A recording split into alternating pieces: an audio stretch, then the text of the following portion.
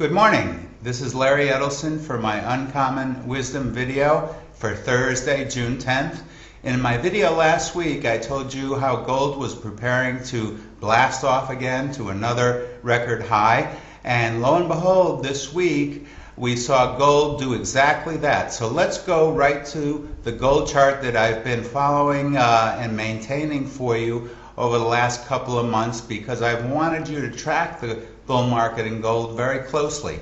Here it is, and here's where we were last week in this support area here. I was expecting a thrust higher. That's precisely what we got. We did get a new record high around 1252, 1253 in gold. Not substantially above this last record high here, but as you can see, the subtle change here, gold did move above this channel. It did close above it. Right now it is pulling back. That is totally healthy and a normal pullback.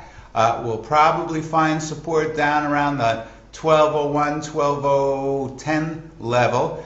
But I fully expect that the gold will begin to make its next leg higher as high as $1,300 or $1,350 over the next couple of months. We're going to see quite a substantial move to those new record highs around 1350. The only thing that could rule them out at this point would be if gold were to fall apart and close below this uptrend line, the bottom line of this uptrend channel here, down around 1140, 1150. I do not expect that to happen. Not with the sovereign debt crisis picking up a feverish pitch in Europe. The euro is at record new, at a 4-year low, I should say, and still very, very weak at the knees. We're also seeing the pound and the Swiss franc even, which is not part of the euro region, weaken substantially as the sovereign debt crisis marches through the European continent. Again, as I've been saying all along, and as I've been saying since the inception of the real estate crisis in the United States, that was merely one domino. The big domino to fall is the sovereign debt markets. Governments are broke, and especially in Europe and the United States, and they're going to be laid bare for what they really are, emperors with no clothes. The promises, IOUs, the bond markets are all going to be coming unglued over the next 2 to 3 years. And the ultimate final chapter for this sovereign debt crisis will not be just the bond market, but as I've also been saying all along, a collapse of fiat money and some kind of new monetary regime will be required in the next couple of years. Probably a single currency or some sort of tiered currency where domestic currencies such as the dollar are allowed to be in place, but only to be used within the domestic economy, and some type of international trade unit that would act as a buffer between across the world and between continents and economies.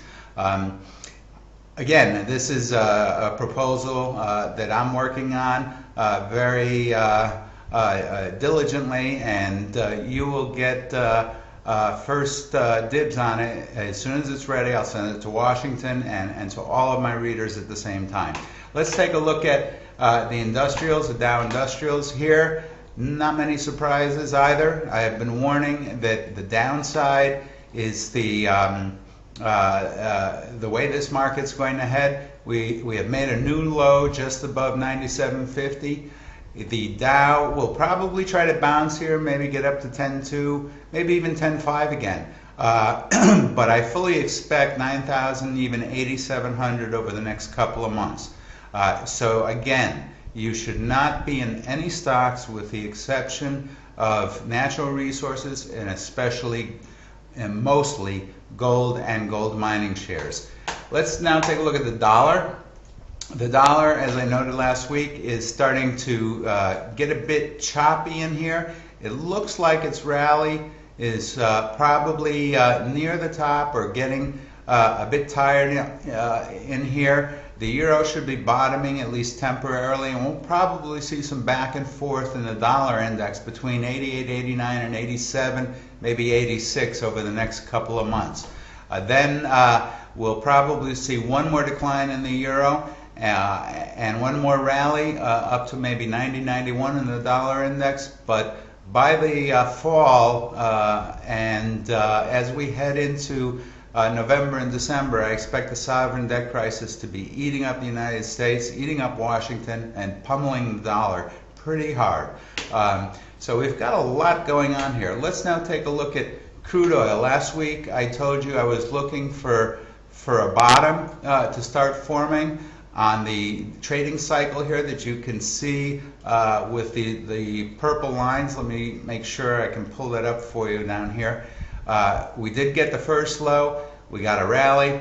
We got a test of support down at the $69-70 level. I am looking for a little bit more action here in oil. As long as we hold the interim and very short-term support levels between 69 and 70, I am going to be issuing some buy recommendations in the oil and energy market and in oil shares. It'll probably coincide with a temporary bottom in the Dow so that we can get some additional upside potential there. But certainly stay tuned. There's a lot of action shaping up in these markets. I will be having some energy recommendations very soon and additional gold recommendations. Stay tuned to my Uncommon Wisdom columns, and I think perhaps more importantly at this point, you should consider a subscription to my Real Wealth Report if you're not already a member. There I give you considerably more recommendations and specific timing. Till next week, this is Larry.